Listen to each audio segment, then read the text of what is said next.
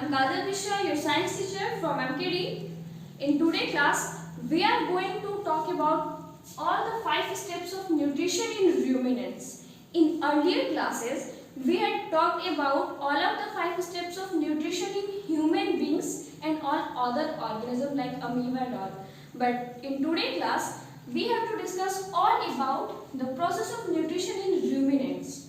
So let's start our first topic of today, that is nutrition in ruminants. How the nutrients feed. So dear student, first of all we have to understand what is the meaning of ruminant. What are these ruminants? So ruminants are nothing but that type of animal which fully depend on grass for their feeding. Means they are fully herbivore, so they are called ruminants. So ruminants word stand for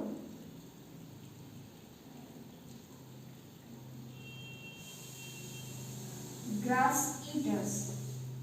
Fine? Grass eater. Ruminant means grass eaters. The animal which depend on only grasses for their feeding are called ruminants.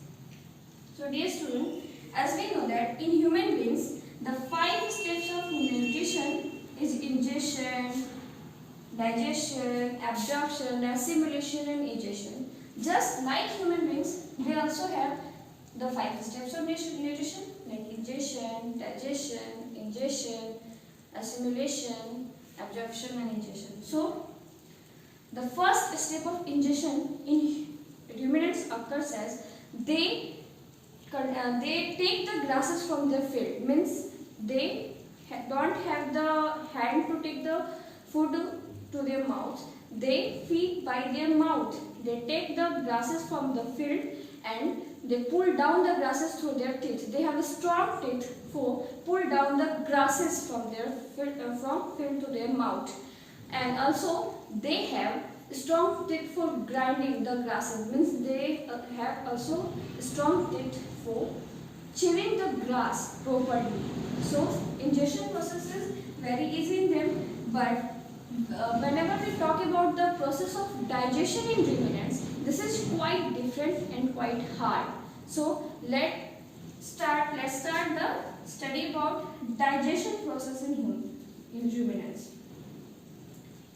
Digestion process in ruminants occurs by, first of all, we have to know about what are this process starts, how this process starts in ruminants. So, just like in human beings, ruminants also have several well-developed digestive organs. Means they also have good, very fine digestive system in them. So, their digestive system contains stomach, 4-chambered stomach, small intestine,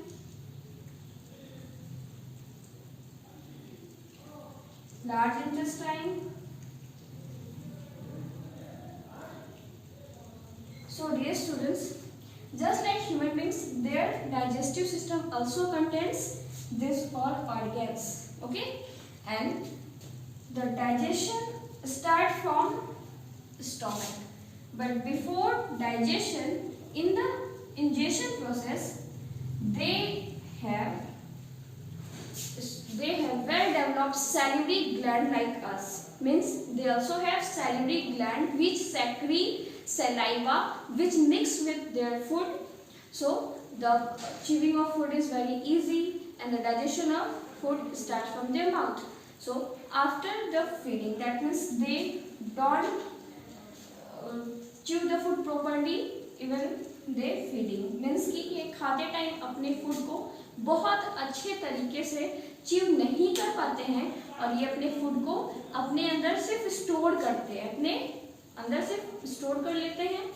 but store करने के बाद वो food कुछ देर बाद उस food को अपने अंदर से फिर से माउथ में लाते हैं और उसे प्रॉपर्ली च्यू करते हैं. और च्यू करते करते फिर उनका जब च्यूइंग प्रोसेस खत्म होता है तो फिर वो फूड डाइजेस्ट होता है.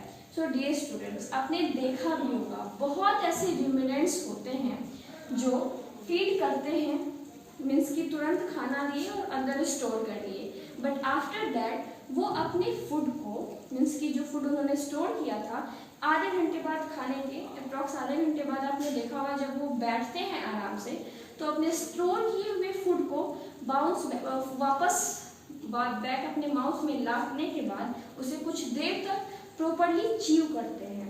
ये प्रोसेस होता है रूमिनेंट्स में, क्योंकि ये जो ग्रासेस के ऊपर डिपेंड होते हैं खाने के लिए, वो ग्रासेस के पास, मीन्स कि the grasses they depend on feeding for grasses. The grasses contains cellulose. Okay, cellulose is a component of food, means a fiber, and cellulose is very hard to digest. Humans can't digest cellulose at any cost. So this is very difficult to digest the cellulose in human beings. Just like that, not like that. In ruminants, they take the cellulose and digest it very easily, because their stomach contain lots of microorganisms, just like bacteria and all that act on the cellulose and make them easy to digest in ruminants. So ruminants contain several bacteria which helps in their digestion. That's why the digestion of cellulose happens in ruminants. So they feed on grasses.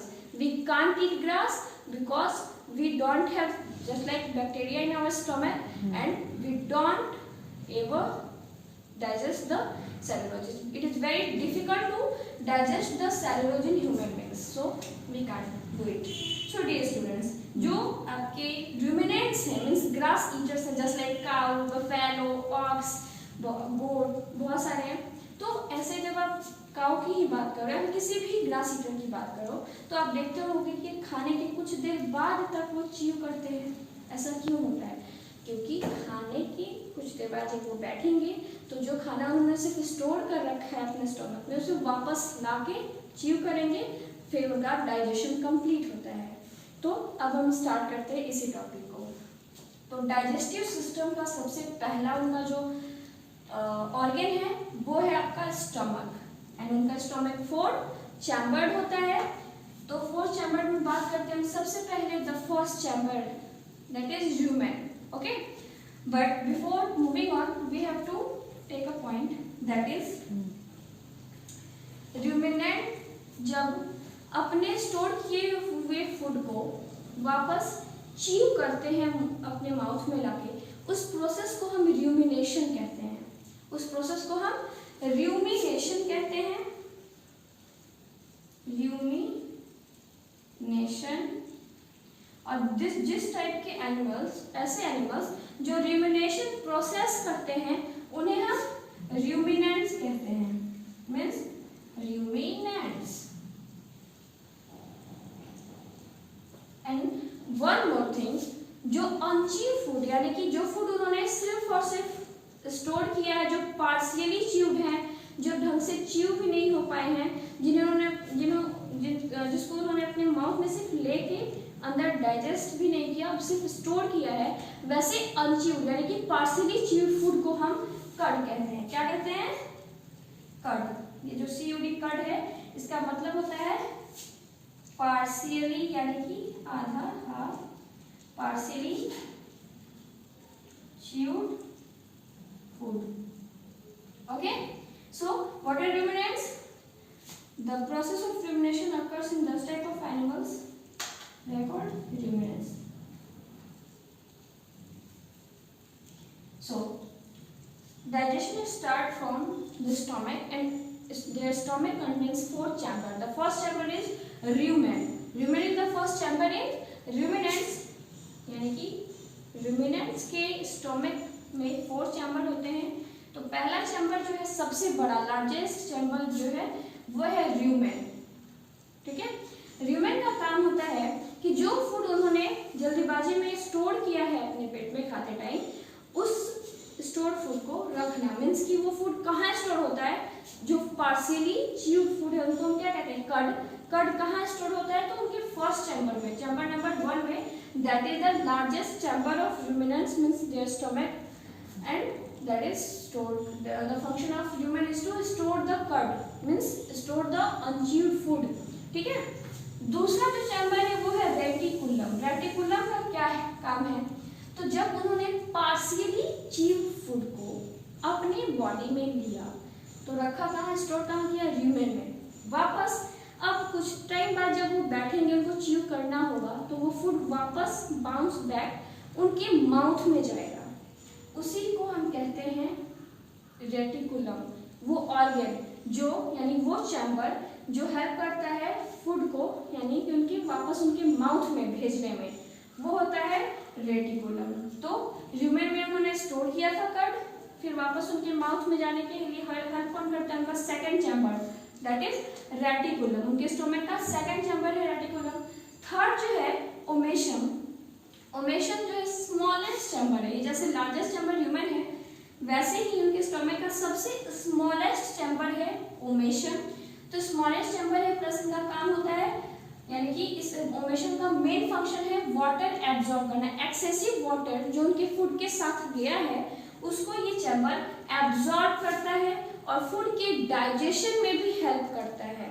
Means कि उनके stomach में 4 chamber. First का काम उनका curd store करना, second का काम उनके फूड को वापस उनके माउथ में लाना में हेल्प करना, तीसरा omasum that is smallest chamber. And the function of the smallest chamber means that this ovation is to absorb the excessive water with their mixed with their food and also helps in digestion of food. Okay, so the next is abomasum. This is the last chamber, this is the fourth chamber, and the main function of fourth chamber is to secrete juice for digestion. Okay, secrete juice for digestion. Just like us, हमारे stomach में भी wall of stomach से lots of juices, पेप्सिन्स वगैरह secrete होते हैं जो help करते हैं हमारे डाइजेशन में, ह्यूमन बींग्स के डाइजेशन में. वैसे ही र्यूमिनेंट्स के भी अंदर एबोमेशम में जूस सेक्रेट करने का काम, यानी कि डाइजेस्टिव जूस का सेक्रेशन होता है, और वो काम होता है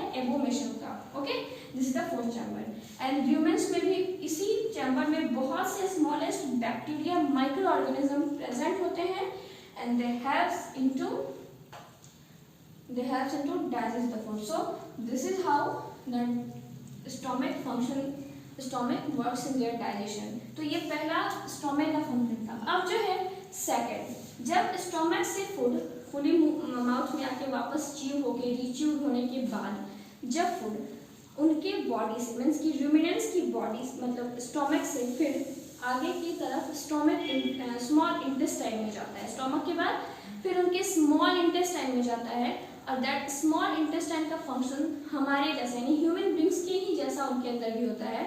small intestine of ruminants also contains wall with the finger like projection, that means the villi. इनके भी स्मॉल इंटेस्टाइन के वॉल पे विलाई, दैट मीन्स की फिंगर लाइक प्रोजेक्शन जो विलाई है प्रेजेंट होते हैं, और ये स्मॉल इंटेस्टाइन के सरफेस एरिया को बढ़ा देते हैं. ऐसा करने से जब ये सरफेस एरिया बढ़ जाएगा तो फूड के एब्जॉर्प्शन में हेल्प मिलता है. यानी फूड का एब्जॉर्प्शन मेनली कहाँ होता है, स्मॉल इंटेस्टाइन में. इवन ह्यूमन बींग्स को ले लो या ल्यूमिनेंट्स को ले लो, कहाँ जिनको भी लो आप, स्मॉल इंटेस्टाइन में ही मेन डाइजेशन होता है. ठीक है, तो स्मॉल इंटेस्टाइन की जब बात आई तो आपने देखा कि small villi are present, the finger-like projection are present on the wall of intestine to increase the surface area for absorption. Okay, so small intestine का ये काम था. फिर यहाँ भी small intestine में भी lots of juice, digestive juice secreted that helps in digestion. Okay, so mainly digestion occurs in small intestine in ruminants also, just like human beings. So next is two, अब देखो small intestine में जब digestion पूरी हो गया तो absorption भी हुआ. अब absorption process the third step of nutrition. Digestion आपने देखा, तो स्मॉल इंटेस्टाइन से ही third step of nutrition start हो जाता है, एब्जॉर्प्शन, जो कि वॉल ऑफ स्मॉल इंटेस्टाइन का काम क्या होता है, बेटर तरीके से एब्जॉर्ब कर लेना. विलाई इसीलिए बने होते हैं कि उनके सरफेस एरिया को बढ़ाएं और वेल तरीके से एब्जॉर्प्शन हो जाए. तो यहाँ से यानी कि third step of nutrition that is absorption जो है स्मॉल इंटेस्टाइन में हो जाता है। फिर एब्जॉर्प्शन होने के बाद जो वेल एब्जॉर्ब सॉल्यूबल न्यूट्रिएंट्स जो हैं जो वॉल ऑफ इंटेस्टाइन से एब्जॉर्ब हो चुके हैं वो अब जाते हैं आपके ब्लड स्ट्रीम में। कहाँ जाते हैं? ब्लड स्ट्रीम में।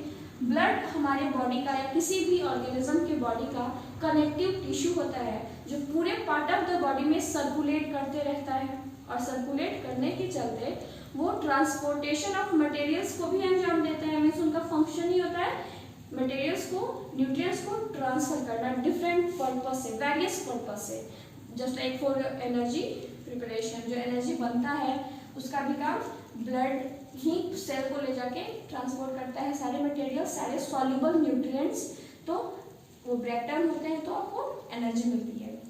सो डियर स्टूडेंट्स, जो रूमिनेंट्स हैं उनके में भी एब्जॉर्प्शन स्मॉल इंटेस्टाइन में हो गया। फिर लार्ज इंटेस्टाइन में जाने के बाद लार्ज इंटेस्टाइन क्या करता है कि एसिमिलेशन प्रोसेस वहीं पे होता है इनका। मीन्स वहाँ से जितने भी सॉल्युबल न्यूट्रिएंट्स होते हैं वो वापस चले जाते हैं उनके ब्लड स्ट्रीम में और ट्रांसपोर्ट हो जाते हैं, और जो सॉल्युबल जो इनसॉल्युबल बच जाते हैं मिनरल्स वगैरह वो लार्ज इंटेस्टाइन का वॉल उसे एब्जॉर्ब कर लेता है।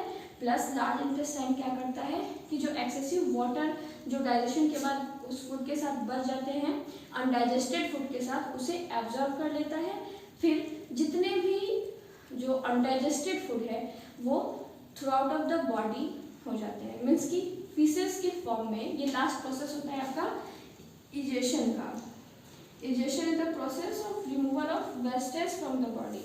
सो इजेशन प्रोसेस में जितने फीसेस के फॉर्म में यानी कि जो अनडाइजेस्टेड फूड है जो प्रॉपर्ली डाइजेस्ट नहीं हुए हैं वो इजेशन प्रोसेस के through part of the body से थ्रू आउट हो जाते हैं थ्रू एनस। एनस एक ऑर्गन है जिससे के थ्रू एक ऐसा पॉइंट है जहाँ से उनके बॉडी से रिमेनेंट्स के बॉडी से जो अनडाइजेस्टेड फूड है वो आउट हो जाते हैं। So this is how nutrition happens in ruminants. Okay, so this topic is clear and this chapter is also finished. So in next class we will start the new chapter. Thank you.